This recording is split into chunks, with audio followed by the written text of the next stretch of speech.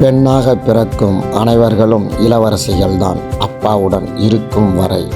அப்பாவுடன் மகிழ்ச்சியாக வளர்ந்த இவளோ பிறகு காலங்கள் ஓடிய உடனே வாழ்க்கை மாறிவிடுகிறது. திருமணம் ஆனவுடன் தன் குடும்பம் வாழ்க்கை என்று ஓடத் தொடங்கிவிடுகிறாள். இளவரசியாக வளர்ந்த இவளோ இன்று வீடு வீடாகச் சென்று வேலை செய்யும் வேலைக்காரியாக. கணவனுடனும் நிம்மதி இல்லை. தினமும் அடி உதை. வாழ்க்கையே வெறுத்து என்னடா வாழ்க்கை இது என்று நினைத்து தாய் வீட்டுக்கு கிளம்பி போனாலும் அப்பா இருந்த நேரத்தில் இருந்த மதிப்பு இல்லை.